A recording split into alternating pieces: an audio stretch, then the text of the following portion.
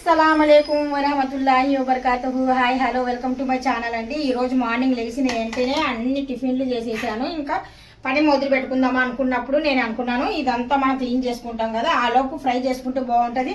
Fry చేసేటప్పుడు ఏమవుతుందంటే కనుక మనకు ఆయిల్ అనేది ఫ్రై అయ్యేటప్పుడు ఎగురు చిన్న చిన్న తుప్పట్లాగా పడిపోతాయి అనమాట కింద.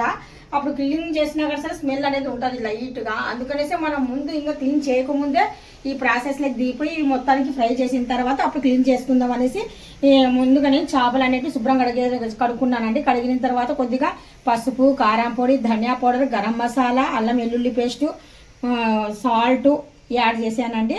యాడ్ చేసిన తర్వాత చిన్నగా నిమ్మరసం కూడా వేసాను పైనుండి. నిమ్మరసం వేసిన తర్వాత ఇలాగ వదిలేసాను. ఇప్పుడు ఇంకా డీప్ ఫ్రై చేయడమేనండి ఈ చేపల్ని. చూస్తున్నారు కదా. ఇప్పుడు కొద్దిగా మనం ఒక ప్లేట్ అనేది ఇలా పెట్టుకొని, అంటే చేపలకు సరిపోయినట్టుగా ఒకటి ఎల్లడుపు ఉన్న గిన్నె పెట్టుకోవాలా. ఇప్పుడు దీనిపైన నేను గిన్నె పెట్టిన తర్వాత ఆయిల్ అనేది వేసేస్తున్నాను. మనకు చేపలకు సరిపోయినట్టుగా ఆయిల్ వేయాలా. మళ్ళీ చేపలు ఆయిల్ అనేది మనకు మిగిలింది అనుకోండి అది వేస్ట్ అవుతుంది. అందుకనేసి చేపలకు సరిపోయినట్టుగానే ఆయిల్ వేసుకోండి. సరిపోకపోతే మళ్ళీ తర్వాతనే చూసుకోవచ్చు. ఎక్కువ వేసుకుంటే వేస్ట్ అయిపోవచ్చు. చూస్తున్నారు కదా, ఇలాగ డీప్ ఫ్రై చేయాలి. ముందుగా మనం ఆయిల్ అనేది హీట్ ఎక్కిన తర్వాత అప్పుడు చేపలు అనేది 1 by 1 4 చేపలు ఒకటేసారి పట్టినట్టుగా నేను ఎలడుపుకున్న గిన్నె తీసుకున్నాను. ఆ గిన్నెలో నేను అంటే ఫ్రై చేస్తున్నాను. ఎక్కువ అంటే కనుక మరి కారం ఉప్పు అన్నీ వేసాను కదా. ఇప్పుడైతే ఇంకా ఎందుకు చేస్తున్నానంటే స్టవ్ అంతా మనకు క్లీన్ చేసుకునేది ఉంది. చేపలు అయితే ఈ టైంలో చేసుకున్నాను అనుకోండి, తర్వాత క్లీన్ చేసినా కానీ సరే చేపల ఫ్రై రెడీ అవుతుంది, మన ఇల్లు నీట్గా ఉంటుంది.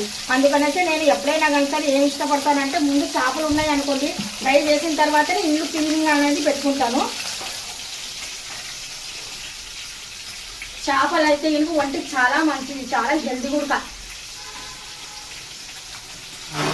చూస్తున్నారా, చేపలు అనేటివి మనకు ముక్క ఈడకుండా నీట్గా తిరిగేయాలా. తిరిగేయడం ఏటో ఇలాగ తిరిగేయాలండి. చాలా నీట్గా ఉంటుంది చేప ఫ్రై చేసిన తర్వాత.